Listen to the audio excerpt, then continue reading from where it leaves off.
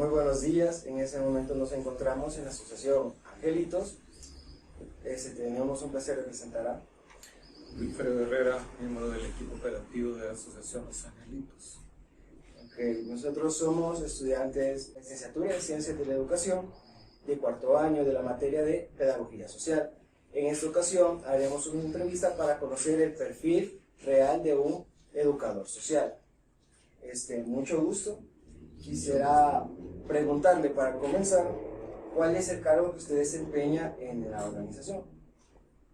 Bueno, dentro de la asociación, dado que administrativamente tiene sus perfiles, ¿no?, que naturalmente responden a las exigencias del trabajo, de las finalidades que realiza esta asociación, pero puedo decir que en mi caso particular tengo tres funciones centrales. Una, el dar seguimiento a una zona, un departamento, donde la asociación tiene trabajo de incidencia con niñas, niños y jóvenes con discapacidad, que es San Vicente. La otra función también nuclear dentro de esta asociación es mi responsabilidad del trabajo educativo a nivel general en todas las zonas donde, como ya explicaba, la asociación tiene trabajo de incidencia. Y el último, que soy miembro del Pleno del Consejo Nacional de Inclusión de Personas con Discapacidad, donde la asociación hace una labor de incidencia política y pública respecto del tema de discapacidad en un organismo que es el ente rector de discapacidad en El Salvador. Eso para ponerlo en corto, porque son varias responsabilidades. Y pasando a esto, estamos leyendo en lo que es su información, en sus páginas, en su sitio web, que la organización nació por la necesidad de defender los derechos de las personas de los niños con discapacidad. ¿Nos podría contar un poco de ello? Sí, la asociación surge en el 2004, se reúnen alrededor de unas 60 familias en el departamento de Chalatenango, específicamente en el cantón Huarjila, y ellas deciden, motivadas por la ausencia, por la carencia respecto de la prestación de servicios a niños y niñas con discapacidad, en términos de las demandas que ellos tienen como salud, educación, que en el área rural no está presente. Entonces ellos fundan la Asociación de Padres, Madres y Familiares de Hijos e Hijas con Discapacidad de El Salvador, que ellos en su momento también deciden acortarlo poniendo un solo nombre como Los Angelitos, y es así que se conoce, ¿no?, socialmente, Asociación Los Angelitos, aun cuando el nombre es bastante grande. Entonces ahí surge, inicialmente concentrándose en el área de salud, con la contratación de fisioterapistas. Más adelante, pues, los mismos padres, las mismas madres se dan cuenta que hay algo que no se está cubriendo, y es la educación. Así que en ese momento también optan por la contratación de educadores para que sus hijos e hijas puedan recibir atención a ese nivel, por lo menos la atención preparatoria antes de ingresar al aula regular. Y en algunos casos, en aquel momento, hoy no es el caso, la filosofía ha cambiado, pero en ese momento también pensando en la Escuela de Educación Especial. Eso, digamos que es en términos generales como surge la asociación. ¿Y cuánto tiempo lleva en la asociación? De trabajar en esta asociación yo ya tengo 12 años, de los 17 que tiene la asociación. ¿Qué lo motivó a usted a integrarse a la asociación? Bueno, por mi formación académica, pues para mí fue un reto, o constituyó un reto, el hecho de trabajar con discapacidad, porque es algo que en nuestro país, pues no, por lo menos académicamente, en ese momento no era un tema prioritario en la formación. Y me llamaba la atención en términos de saber cómo trabajar con niños y niñas con discapacidad y cuáles eran las áreas, así lo pensaba en ese momento, las áreas de interés para las familias. Había un punto de partida para mí, que es el trabajo con las familias. Yo decía, bueno, pues por lo menos tengo bases académicas para trabajar con las familias, y a partir de ahí, pues, punto para poder llegar a niños y niñas con discapacidad y el abordaje de sus problemáticas. De esa manera fue que inicié. ¿Y nos podría mencionar cuál es su carrera o lo que estudió eventualmente para poder estudiarse en lo que ahora está? Bueno, me formé fundamentalmente en psicología, graduado de la Universidad de El Salvador, también un diplomado en psicología clínica por una universidad privada, estudié otro diplomado en FUNPRES, también sobre ya el tema educativo, y bueno, el año pedagógico, ¿no?, que uno hace en las universidades para optar a ser profesor, o docente, mejor dicho. Sí. Entonces esa formación, aparte de otros cursos, ¿no?, que he tenido en el camino. Y ya estando en el evento propio de educación con niños con discapacidad, podríamos calcularlo, física, ¿cuál ha sido una de sus mejores experiencias que ha podido notar en él? Vaya, debo decir que la asociación trabaja todas las discapacidades, ¿sabe? Y la que más retos le da a un educador es la discapacidad intelectual, ¿verdad? Precisamente por las características, ¿no?, por el perfil de un niño o de una niña con discapacidad intelectual, el cómo, o sea, su ritmo, su ritmo de aprendizaje, quiero decir, su estilo de aprendizaje, todo eso se constituye en un reto, y bueno, lograr que niños y niñas con discapacidad intelectual puedan tener aprendizajes significativos a través de nuestro trabajo como asociación es una experiencia, la verdad, bastante interesante, muy buena, agradable, dado que en general en la sociedad, pues, tanto familias, y hay que decirlo, el mismo sistema educativo, en gran parte, porque siempre hay docentes que se esfuerzan, pero en gran parte, digamos, la estigmatización, las ideas erróneas que tienen, las creencias, es que los niños no aprenden o no van a aprender. Entonces eso es algo estimulante, lograr que ellos realmente aprendan. Sí. Y nos podría comentar, sé que es algo, pues sonaría un poco mal, pero una de las malas experiencias que ha pasado viviendo acá en la asociación. Bueno, dentro de la asociación de las malas experiencias es que, bueno, hacemos un buen trabajo respecto de niños y niñas. Los niños y niñas están motivados, por ejemplo, para su inclusión en el aula regular, pero luego la familia no apoya. Aun cuando hemos logrado que el mismo docente esté de acuerdo y haga sus esfuerzos dentro de todas las limitantes que el mismo sistema tiene, pues, y la familia no coopera. Eso es bastante difícil para nosotros porque vemos que todo un trabajo que hemos realizado previo, pues, se nos cae cuando la familia no colabora. Como que no se puede complementar si el padre de familia no colabora en el proceso de su hijo. Sí, claro, o sea, el padre de familia es clave en el esfuerzo de la inclusión de niños y niñas. Si bien es cierto, nosotros decimos, bueno, trabajamos por derechos y tenemos las exigencias dirigidas específicamente al Estado salvadoreño para que cumpla, porque además son compromisos asumidos en tratados internacionales, ante la misma ONU, entonces los debe cumplir. Pero también el núcleo familiar, independientemente de cómo esté constituido, o el responsable o la responsable, tiene que hacer un esfuerzo para que su hijo o hija o niño que tiene bajo su responsabilidad tenga también el acceso más fácil, por decirlo de alguna manera, a la garantía de sus derechos que le compete al Estado. Sí.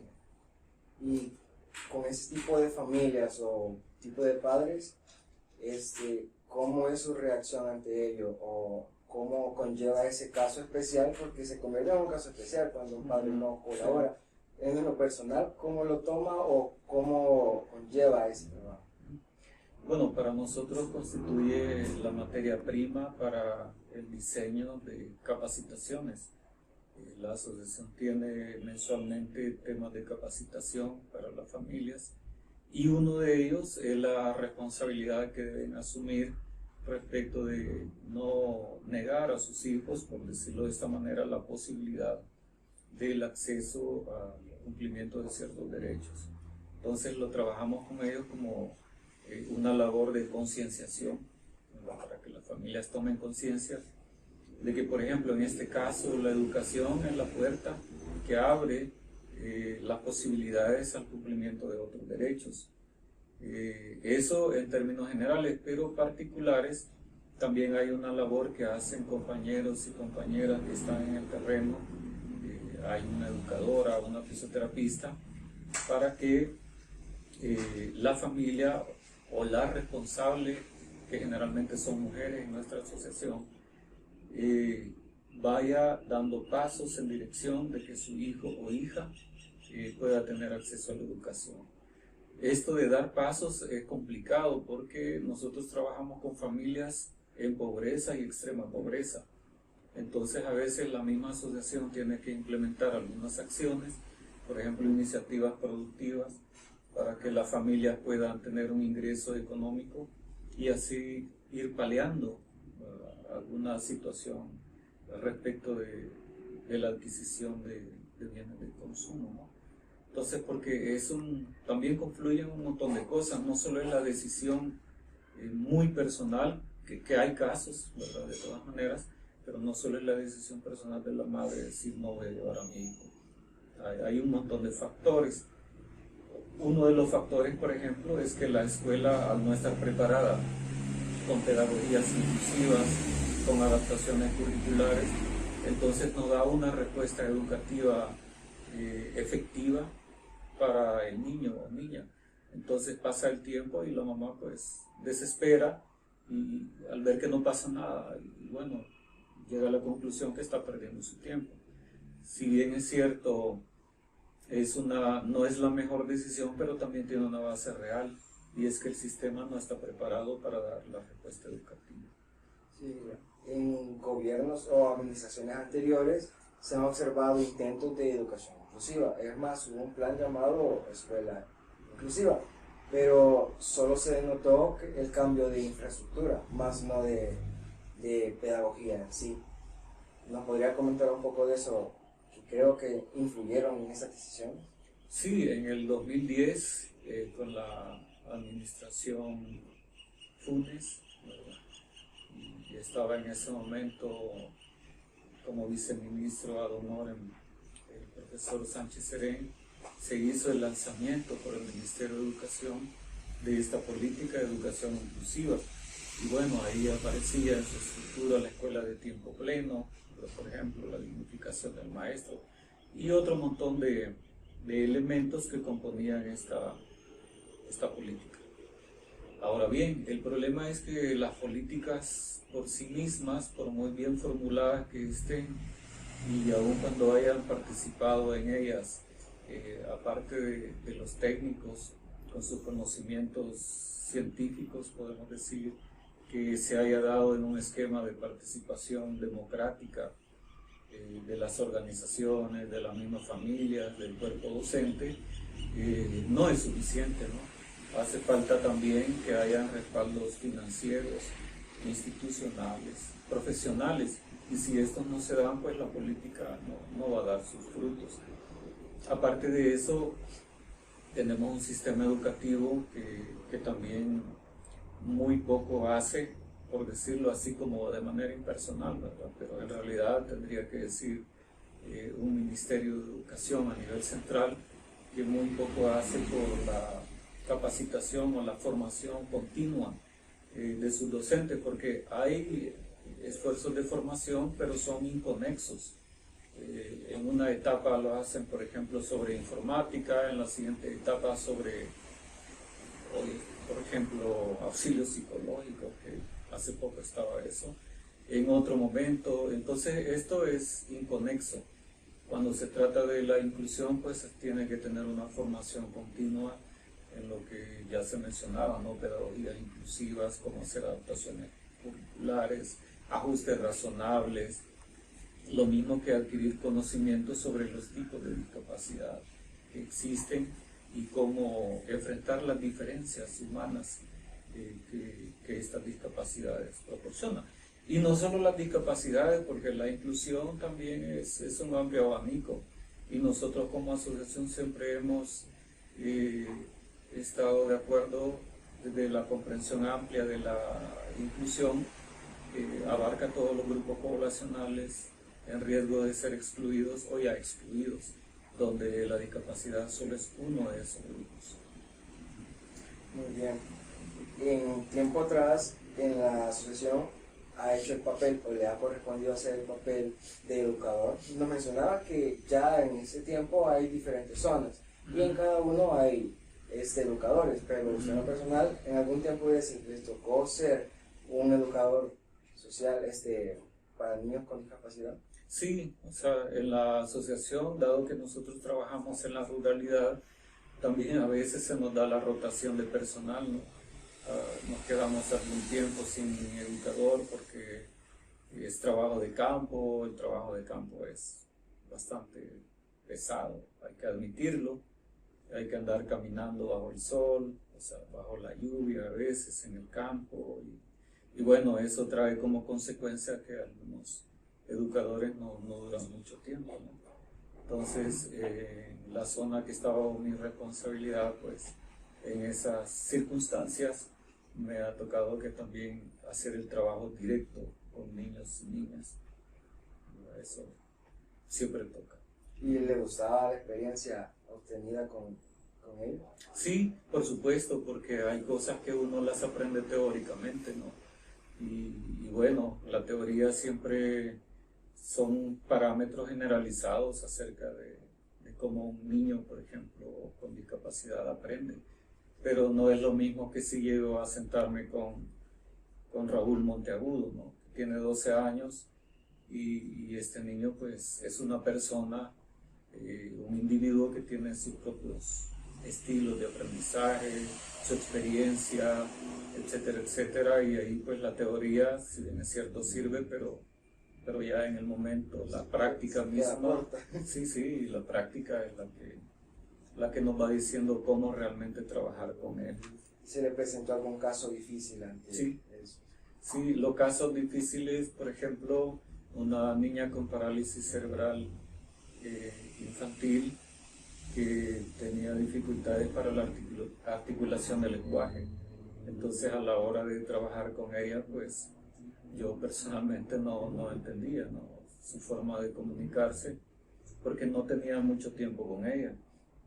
Y ahí pues sí me tocó que auxiliarme de alguien que le comprende perfectamente cómo ella se comunica, que es, digamos, su propia manera de comunicarse.